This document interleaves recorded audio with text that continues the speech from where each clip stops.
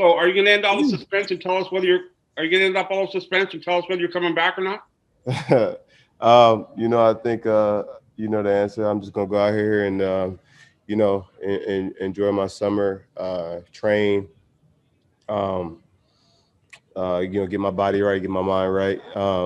Enjoy my family time. Right. It's been a crazy year. It's been one of the most difficult NBA seasons I've ever had. Um, and with all that being said, I'm kind of BSing around your question because I don't have an answer for you. Yeah, I know, and we kind of went through this at the trade deadline as well. So Yeah, you guys are kicking me out before anything happened. we got all your obituaries written, that's for sure. But what will eventually go into your decision whenever it is made? What will be some of the factors that determine where you want to play for how many years you might want to play left? To be honest with you, my family will be a major factor in this. And also, money talks and Yeah, years talk and all that stuff. And let's be real, right? We I play this game for the love of the game. But at the end of the day, I want to make sure my family is still taken care of for generations and for the time to come. Even though they are now, I want to continue to be able to do that for my family. And when I pass away, my family, and then be able to give back to the communities that I support and give back to the things that I love, and to build, continue to build my brand as an ownership type person and entrepreneurship type things. But until that time comes, I still have a lot more to give. Right, I have a ton of basketball left in me. Unfortunately, this year was just, it's just because of crazy year, right? We were in a good spot, but yeah. So my family, years, money, all that stuff comes into play, and I don't like talking about that stuff because I think everything happens for a reason, and it happens. So I'll prepare for anything, and I'm ready to, do my job wherever it is, wherever, whenever it is, at a high level. excellent. Thanks very much, Kyle. Enjoy your summer. Get your handicap down, and we'll see you in a couple of weeks, right? Thank you, Doug. I appreciate it. You. Enjoy your summer too, man. All right. All right. Next question goes to Mike Ganter from the Toronto Sun. Hey, Kyle. How you doing? What's up, Mike? How you doing, man? Good, man. Listen, you kind of touched on it. I think everyone would agree that the team, we didn't get a fair representative of what this team is about this year. Does that sort of unfinished business, does that play into your decision or factor in at all this year? Yeah, I think I think this year with the move, we kind of started off struggling, right? We kind of started off in a little bit of a rut, or kind of I don't know what the word would be that I would try to describe it as. But, we kind of hit a good groove, right? I think we were like fourth in the East, and then we get hit with the COVID stuff, right? And we go down coaches and players, and all that stuff happens, right? And it kind of takes everything that was here to there, right? And a lot of it does not a lot, but it does play a factor in it, because I enjoy the challenge of people counting me out, counting the team out.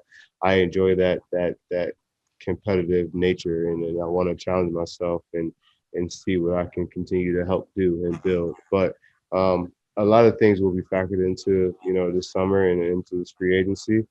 And the unfinished business thing is part of it a little bit, but we'll see what happens. Obviously, you've got more control now than you did at the trade deadline. Even do you kind of like? Is there any more or less certainty now about your decision than you had then? Like I don't know. I remember you walking off the court going like, Yeah, because I mean that was that, but I have, like you said, a lot more control in this decision, and we'll see what happens, right? Like we'll see. Of course, Toronto is always going to be home to me, and it's a situation I would love to be in. And if it works out, it works out. If not, then we make choices on what's best for myself, and what's the choices will be made that's best for myself and my family. Got it. Always appreciate it, Kyle. Thanks, man. No problem. Enjoy the summer. Yeah, thank you, man. Appreciate it. Next question goes to Michael Grange from Sportsnet. Hey, Kyle. Thanks for coming out. I had you got on. Cabot Lynx. Okay, all right. Have you played there? Played there a couple years ago. Yeah. How bad you play? Pretty bad. It was like Okay, cool. my first couple of rounds of the year. Yeah, I heard that. Everybody heard how bad he's at golf. So cool. Yeah, All right, yeah. that's all you. That's all I wanted. Well, how good are you? Let me hear your excuses now. I'm better than you. Oh, okay. How good is good? Better than you. Oh, that's what handicaps are for. They adjust the. Anyway. Yeah. I gotta fluster, y'all. I gotta fluster because he's terrible at golf.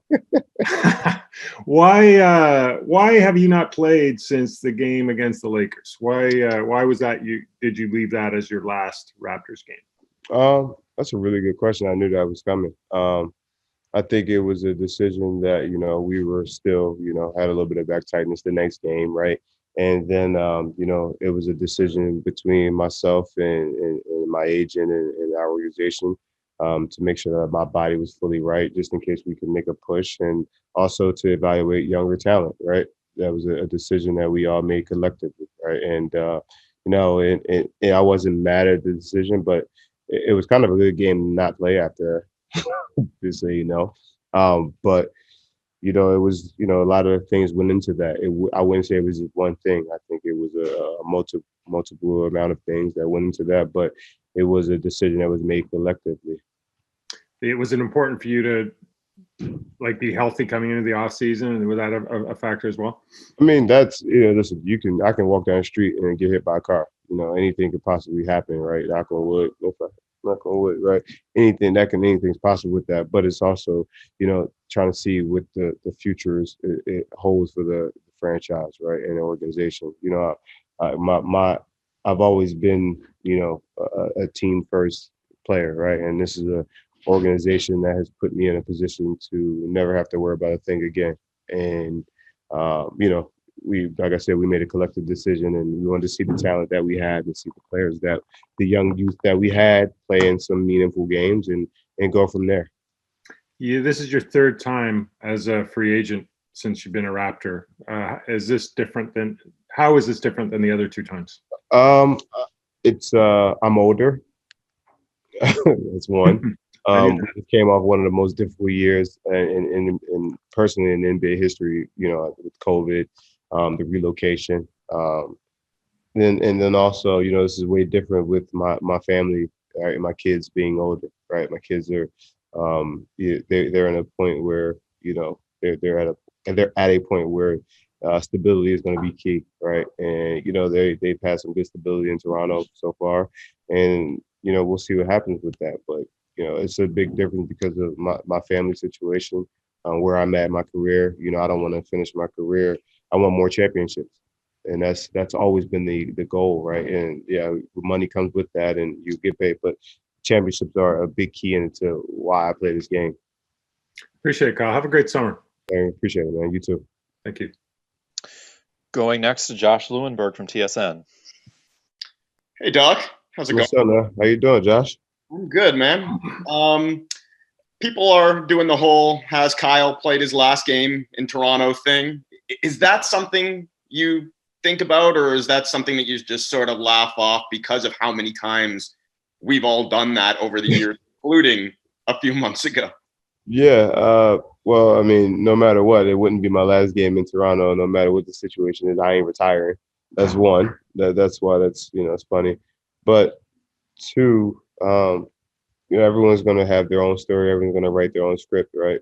And then the one thing that's great about our world is everybody has their own opinion.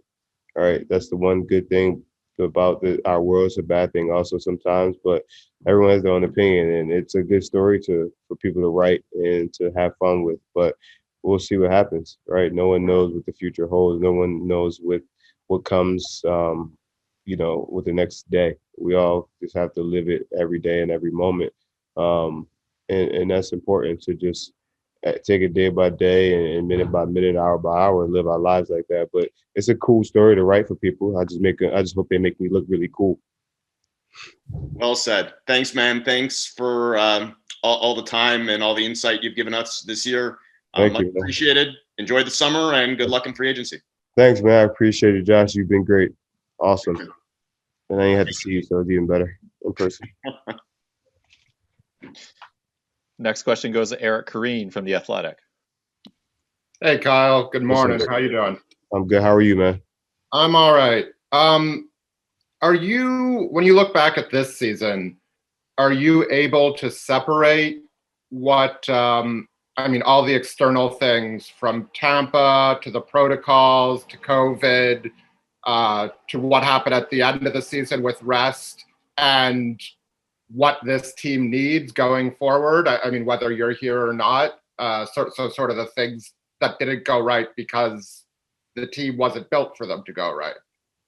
Yeah, Sherman Hamilton is waiting. Is entered the waiting room. You guys, do y'all want to let Sherman?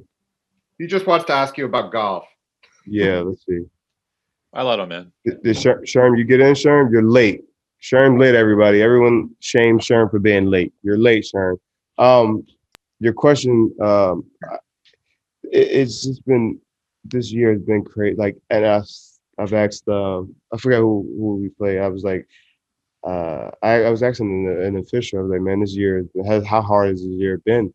And like, even with the older guys, and this has been one of the most difficult years in NBA history, right? And we got it done somehow, some way. And yeah, it's a testament to the players, the coaches, the organizations, the teams, the media, the operating crews, from top to bottom, right? And am I able to like separate it? It's kind of, you have to, but you can't, because it's still an NBA season, right? Like, this is my 15th year, and it's still part of my overall, journey, my overall story. So you can't really separate it. You want to separate it because it was such a shit year, but at the same time, it's still a year that it counts. It happened, right? It's still a year that I was able to say I was a professional NBA basketball player, right? So that alone makes you not be able to separate it. Yeah, you can make excuses and say this, that, and the other, but I'm not gonna make the excuse of oh, we had to move to Tampa, oh, we this, that, and the other, because we were at a point where we were in fourth place, right?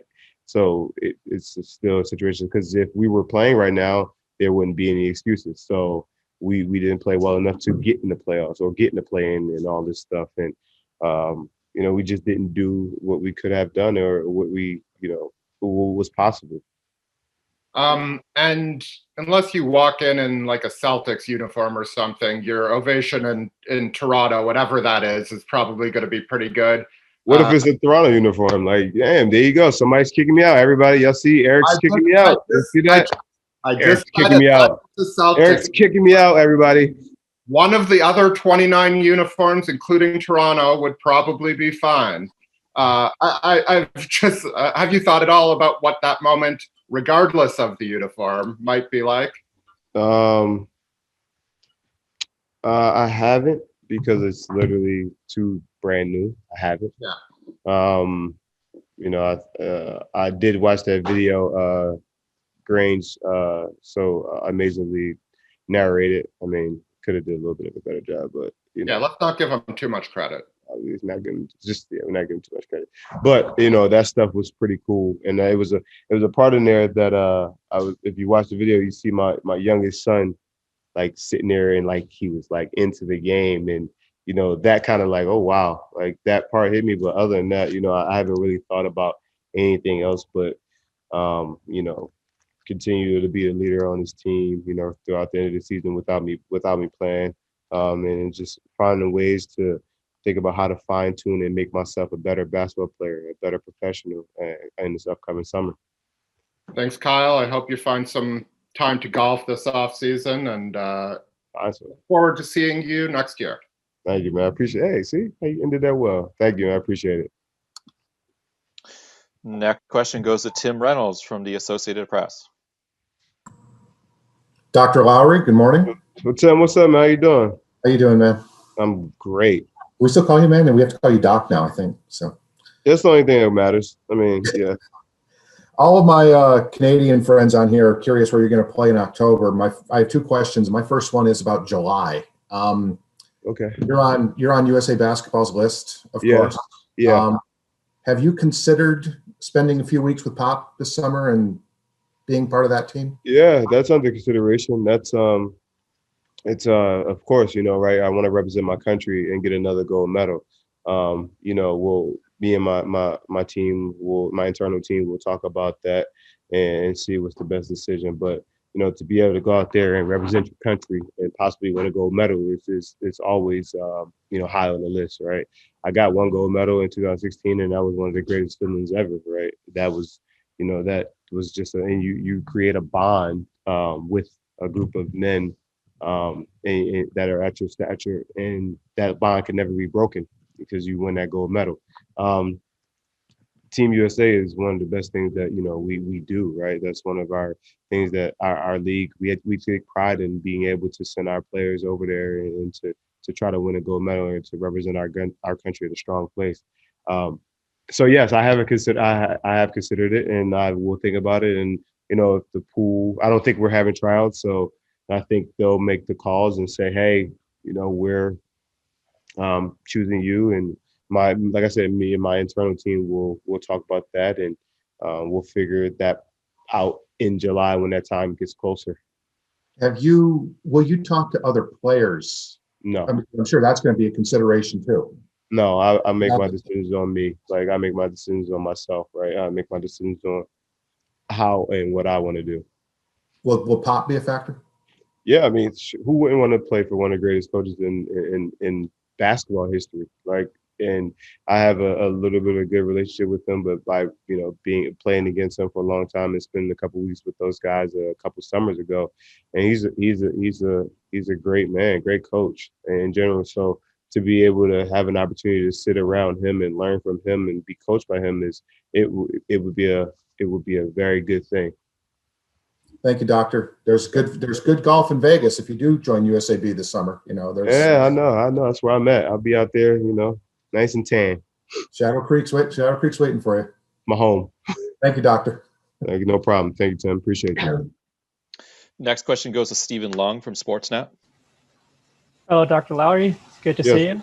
How you going? Good to see you, Stephen. I'm good. You mentioned before, like, how challenging the season was. So I just want to know, like what was the most challenging aspect of the season for you personally, and also like what was like a season highlight for you? Ooh, the most challenging thing? Shoot. I think the COVID time we had as our team, that hit us hard, right? It hit us at the wrong time, and it kind of like broke what we had, the momentum. It just kind of killed us in that month of one win, March. I mean, that was a brutal time, and I'm not a loser, and it bothered me every single day. And I know we were undermanned or whatever, but like that losing thing really bothers me, and it bothered me a lot at that time. And I think that was probably one of the most difficult things that this year had. But the highlights of this year was, I'll be honest with you, we had 10 or 11 guys who scored 30 points. Some young guys, some old. Like, it's just, and Freddie's having his career high 54 points instead of a new franchise record. Like, the things that all my teammates do, the accomplishments that my teammates get. Jalen Harris is having his career night, his first points. Malachi's career night. Yuta having, getting a contract. Us signing Freddie Gillespie to that. Us, getting Kim Birch on a buyout and him having a fantastic year. Pascal just taking a beating in the media and then coming back and playing his butt off, right? OG's growth, right? The growth of OG and understanding what he's going to be. Freddie, I talk about him at length, and 54 points, becoming a leader, almost second leading scorer, should have been an all-star. Who else? Stanley Johnson, right? A guy that was a high pick, super high, highly touted, had to hit down low, hit kind of low, and then come back up, and to finish the season the way he did, like, just being able to see the growth of everybody in our team, right? And Gary coming over, having his career night, and Rodney Hood, just, all the small things that my teammates have done is always the highlights of my personal season. What I do personally don't matter to me. It's what those guys learn and gain and what they do throughout a season is highlights for me. And just one more for me, but how are you feeling physically, like health wise, right now? Well rested. Thanks, Kyle. Yeah, no problem, man. We're going to go back really quick to Doug Smith from the Toronto Star. Doug, what's up, dog? I thought you Kyle? were done. Kyle, Hey. What? Are you the oldest guy on this call? Oh, hell yeah. All right. No? No? Simmons. Oh, Simmons. Yeah, Simmons got Hey. it for a year. Hey, Simmons, tell him that he has to face he has to turn around with the light so we can see his face a little bit better. You know what I mean? Just be glad I got the damn thing turned on. Never mind how it looks.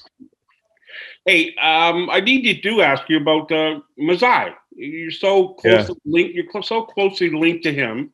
He has a decision to make as well. And I'm wondering if you could take us through your relationship and what that will mean in your negotiations. Yeah. Freddie had an unbelievable quote the other day, and you guys all know what that was. And our relationship has grown, right? Like from the time I've been here until the time now, like our relationship is more. It's gotten better, put it that way. And at the end of the day, like I told him this. I said, the part of the reason I'm still here is because of him, right? And part of the reason I re-signed here twice is because of him, right? That's a large part of why I'm able to be who I am and gotten to this point.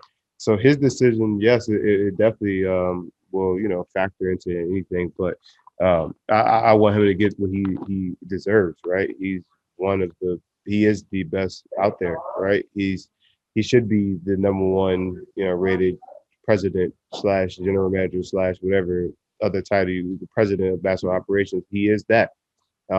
He will get his payday, and it's well deserved and well earned. He's put together great teams, and he's put together one of the franchise's greatest runs there has been, right? And like to say it, he didn't trade for me, but he was the one that paid me to stay twice, and he gave me the opportunity to continue to lead. So he's made great moves, and like I said, his decision, whatever it is, I want him to be happy also, right? Not just as how I am for players, but he's helped me become a better person, a better basketball player. So his decision is based on him, and I want him to be happy whatever he decides, whatever he chooses to do. Outstanding. Thanks very much, Kyle. I'm Dougie. All right, we're going to go back to Michael Grange, who's going to kick off the lightning round. If we can keep it to one question moving forward, we'll get to as many questions as we can. Kyle, I've asked a bunch of different guys about you as a leader, and they've all said good things, which, okay, I'll take their word for it. But you should. When you look at your growth as a leader, who were your role models, and what do you hope you deliver as a leader? I mean, my story, you guys, I was fortunate to have Alvin Williams, right? And before I even got to the NBA, be one of the guys who he would pick me up and from school and take me to my house and take me where I was going to that night, to be able to play against a guy like him and to know him and to have him as my, I would say, original, mentor, right? And then I got super lucky to be drafted by Memphis and to have Damon Stoudemire on that roster and to, talk me through a lot of stuff and tell me to really just stay patient and continue to work and to always support me. And you guys know how I feel about Damon and, just that. And then I was fortunate enough to have Chauncey Billups and the Tyronn Lue, who are coaching the Clippers together now, be those guys who were still playing and was able to help me mold while they were still playing, but still give me a game, right, to how you do this and how you get better with that. And myself and Chauncey, and Ty, we talk all the time, right? Ty Lue is one of the best coaches out there. He's got a championship. He's leading teams, and Chauncey's, starting his transition from the television to the coaching. And he's like, those guys still talk to me about life, and I still talk to them about life. I got lucky, man. Like I got lucky to have 4 guys like that too. I can call mentors and the guys that I look to them as leader, as men, right? And they're all great men and people, and I just want to make them proud because they put me in a position they showed me how to be that, and I just want to continue to pay it forward. And I'm a big pay it forward guy, and hopefully I can pass it along to the next generations and continue to have Freddie's take. I don't take any credit. Freddie's learning, becoming a better leader, right? And those things is like, okay, happy to see that, right? And everybody that's come through here just continue to get better. And Freddie's, taking that and their leadership role, and he's gonna be it. He's gonna be it. Thank you, Kyle. Take care. Right, gonna go next to Aaron Rose from SI.com. Hey, Kyle. What's up, man? Well, we have no haircut. We have no barbers here right now, or golf. So that's the excuse for my hair. Oh man, put a hat on. Why didn't, or maybe you did, but why didn't you sort of go to the front office at the deadline and respectfully say, like, thank you so much for everything, but I'd like to play for a playoff team? Sort of seems like you could have been used in a playoff. As you mentioned, you're still quite talented. Yeah, I made a commitment. What's up, boy? Coach Mark Tyndall just popped in. Yeah, Mark Tyndall, North Philly's finest. You know what I'm saying? What we do. One is I started the season off and I got to a point where I was like, I want to be with these guys, and I want to finish the season out with these guys. I want to try to make a push, and I want to continue to push and try to make this, make a run for a championship. And I told Freddie, and I said, man, this was, whatever, it's like January. I was like, man, I want to finish the season. I feel like we could do something special. And then when COVID hit and we kind of went down, and I basically was like, I'm a man of my word, and I'm not going to force anything. And I trust the decision making of Bobby and Masai, right? And they decided not to do it, and there was a reason they chose not to. And Masai gave you guys that reason on why he didn't. And as a man, I respect it, and I understand that he was in open communication with me about it. And I'm not that guy. Like if I want, I'm going to go out there. I said something in January that I truly believe, and I stuck with it. And like I said, those guys had the final decision, and they made the call not to. Right? I roll with what they've done the last 8 years. I mean, I haven't been happy about all the things they've done, but I roll with it and figured it out. I thought you were North Philly's finest. Yeah, man, it's a bunch of us. All of us that make it out is North Philly's finest. Thanks, Kyle. Yeah, no problem, man. Gonna go next to William Liu from Yahoo Sports Canada. What's up, Kyle? What's up? How you doing? I'm doing well. I don't mean to make you feel old at all. What I want to ask is, anytime you start a comment off like that, shit. All right, let's hear it. All right, what I was going to ask is, Sue Bird gave a great quote the other day. She was talking about her teammate. It was a rookie, but her mom shares the same birthday as Sue, right? And Sue's still at an elite level. You're not that old yet, don't worry. But you're seeing it with Tom Brady, LeBron, CP3, in tennis and stuff like that. Guys are still elite at older levels. What do you think has gone into that? Like, what do you think has changed that sort of trajectory that where people don't really age out in the same way as we normally used to? Sue's my homie, and Sue's still, she's incredible, right? Her and Diana, they're still incredible. I think Diana had a game winner the other night, right? And watching the older Tom Brady, Vince. Don't forget about Vince. Vince was still doing it, right? Vince was still doing it. CP, Bron, Rafa Nadal, right? I just watched the 60 Minutes on him again, and I think, and I said this, I think of my last contract, is that the technology and the training and the preparation, the nutrition, the mental, the weight training, the technology has changed, right? The technology has grown and changed. And I see this stuff all the time, like, age is definitely a number, but the way people take care of their bodies, the dieting, some people, I think Chris is a vegan, right? He's plant-based rather. And, like, people are always consistently changing, and technology's gotten better throughout time, right? And I'll be honest with you guys, like, I would tell you, if I felt old, I feel great, right? I feel amazing. I feel still like I'm still a young spring chicken. Yeah, my age may not say that, but I still move and shake like I'm a young spring chicken. I still can do this thing at a high level. And just the preparation of the bodies and the mind and the technology has changed. throughout the last 20 years or whatever, throughout the last, well, every year in history, everything just continues to get better. And I think older people, not even older, but I think the human being race is just gone and learned and continue to go and evolve and adapt to it. Like that's why we're able to stay at a high level, because it's not oh my God, it's off season, I'm not doing anything for whatever the whole summer. It's okay, I'm gonna take a week or two off and I'm gonna work on my I'm gonna work on my body. I'm gonna get a new PT. I'm gonna get a new weight trainer. I'm gonna do this. It's just the thoroughness of the world is changing. I think athletes are evolving and they're spending more time attributes on their body. All right, Kyle. Thank you.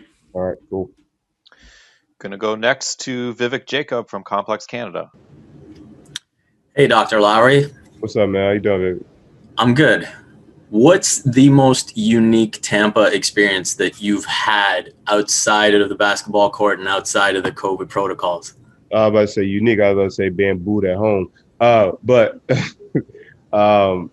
outside of Tampa, listen, like outside the basketball court, Tampa has been unbelievable. They showed us love. They showed us a lot of support, and they let us come into their city and basically use their city as a home base. So for them, a city to do that is pretty cool. And I think the most unique thing is we helped bring a championship here. It wasn't just Tom Brady, it was us. No, it's been cool, man. The city's been awesome. Thanks a lot, Kyle. No problem. Next question goes to Raphael from Radio Canada. Hi, Cal. You mentioned the importance of winning championships again and parts of your decision. How far do you think that the Raptors are right now from getting back to that championship level, especially with a young spring chicken like yourself back on the team? Yeah, I think that the organization, the team is still there. It's still playing at a level. It still can play at a level of championship level, right? I need to add a couple pieces here and there, but with the leadership and the coaching staff and the players that the team has, it's not far off. It's only one champion, right? Every year, there's only one champion. There's only one team that gets to that level, and I think the leadership of the organization, the players, they're in good hands, and to be able to make a decision on how or what this piece would look like, or what is needed to get to that championship level again. And I feel this, to be honest with you, before the COVID thing, I think we were hitting a good stride to still get there. Right, last year we lost in the bubble to a great team in the Celtics, and they beat us in a 7-game series, and our confidence still was building off of that.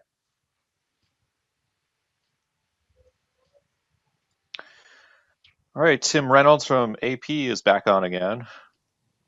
Kyle, you said something about how the 30-somethings, and in Sue's case, the 40-somethings, can still do it at a very high level. Mm-hmm. I know you can only speak for you, but what's left to prove, honestly? I mean, I know you can still play, you can still be elite. Yeah. But you could also be playing golf literally 365 days a year for the rest of your natural life and for 10 lives after that if you wanted to. So right. It's got to be more than just you can do it. What do you think is the unifying factor and what drives you guys? What I think, and I don't know, I'm not to speak for anyone, but I think for all of us, it's the love, it's the passion, it's the game that we all grew up playing and falling in love with before it was about the money, the fame, the cars, the houses, the charitable donations, the being able to get. It was before all that. It was truly for the love of the game, like in the competitive nature of being who we are at the levels that we are, even when we were 9, 10, 11, 12 years old, up until the age of right now, Sue's 40, Bron, she'd be like, I know, I love this game. Like, I love basketball. Like, I legit love basketball. And, it's a business part of it that sometimes that sucks about the game, but you still would go out there and play around with your friends, even if you weren't getting paid for it, right? You still go out there and go shoot hoops if you wanted to. Like Tim, what's your favorite hobby? What's your hobby? I will not play you, but I golf. Exactly. Like even if you were a professional golfer, you would still go play golf at the age of 65 and to have fun. It's just because it's the love of the game. Like it's just the love, the passion, it's the care that we all grew up with, and that doesn't just die out. Personally, it's that competitive fire that you have, and it's the joy that brings you a smile to your face every single day. And you're a smart man for not, because I'm a hustle shit out of you. A sports writer, Kyle. There ain't much to hustle here. So, thank you again. No problem. All right, we're going to do 3 more questions, and you'll set the record for longest player press conference in franchise history. First one goes to who has Katie. the record? Who has the record? Me? Masai's one after the championship was pretty long, but you're definitely, this is getting longer for any player. Yes. Yeah, longer than DeMar. Way longer than DeMar. Yeah. All right, we'll go to Katie from Dishes and Dimes. Katie got to turn Dishes and Dimes got to turn the camera off. I answer the question. I'm sorry. It's on. Dishes and Dimes, is that the camera? That's Kelsey. I'm from Dime, so I think Rovin mixed us up. But I'm also on Dishes and Dimes. Yeah, Rovin, so come on, Rovin. Plug Dishes come and on, Dimes Rovin. Come on. It's all Rovin's fault. It's all Rovin's fault. Yeah. Well, thanks for setting on. the record with us and for taking all these questions. But I did want to talk about you've talked about what it's meant to you to have so many leaders in your career. And we've heard from your teammates all season about how great of a leader you are. And I think in these last availabilities, we've heard, especially from the newer guys, about how much it's meant to them to have you as a leader. So I was curious how you think the growth and the challenges that you've experienced in your career so far kind of prepared you to be a leader, especially in a season with as many up and downs as you've said as this one. Right. Growing up, you got to find your own way. You got to be protective. You got to make sure that you don't put yourself in a position to fail. So that started leadership when I was a child, right? Not going out and hanging out in the street corners and hanging out with the wrong people. But throughout the basketball career, right, my rookie year, I broke my wrist. I was out. Draft party, they draft Mike Conley. Right, so you great draft pick, by the way. Hall of Famer. My guy, my man. And you understand that. All right, okay, this is a business, right? You can't not be a professional. You gotta go out there and do your job at a high level. And who you are naturally is not. I know who I am naturally is not a guy that's gonna pout or anything. I'm gonna go out there and do my job. And I'm not per se a vocal leader all the time, right? I understand the game, and I've learned throughout my own personal mistakes, and that's why I try to help, right? That's why when you have kids, you try to tell your kid, don't do that because you've already failed at that, you already messed up. So you just try to continue to help everyone else after your own mistakes and your own failures. Being a leader that I am is just I went through so many trials and tribulations early in my career, and people saying this, that, and the other, and I just wanted to continue to know who I am, true to myself. And I've always stayed true to myself. And at the end of the day, the truth comes to, the light, right? It always does. And who I am, I've never changed who I am as a competitor, as a man. I've gotten more mature, and I've gotten just stronger mentally to know that who I am is always the right thing to be, and being a legit man, right? Jay Wright told me, we don't care about your basketball talents. We care about how you leave this campus, and leaving this campus as a legitimate man, a man that says, I made a mistake, or that's my fault. I'll take that. I'll take on that, and you don't need the credit for it. You take on the shoulders of, yeah, that's me. Put that on me. That's who I am. And that's how I've become who I am, because I'll take any criticism, any, negativity, because I can deal with it. Thank you, Kyle. No problem.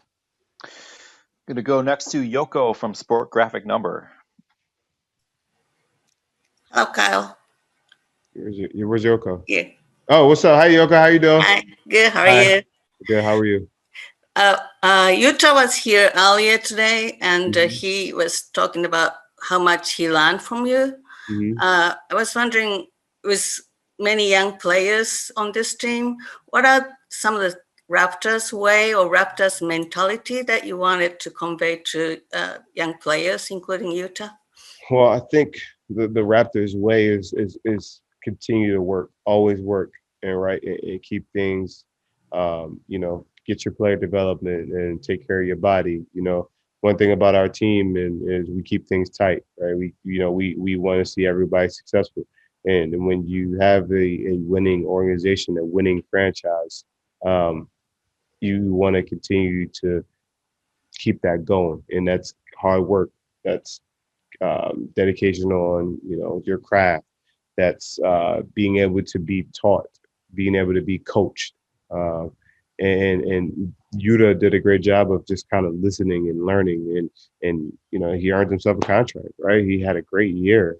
He at the end of the season, his body broke down a little bit and he got a little bit bumps and bruises, but he continued to push himself and play hard, and that's the important thing. Is that's the Raptors culture, is continue to play hard. Thank you. No problem. Final question is going to go to Arjun Ram from CBC. Hi, Mr. Lowry. Arjun Ram, CBC Kids News. What's up, man? How you doing, man? I'm good. How are you? Thank you for taking my question as the last question. Is there anything that you would like to say to young Canadian Raptor fans who watched you guys and cheered for you guys from their homes through their TV? Thank you. Right. Thank you. I know this year hasn't been the most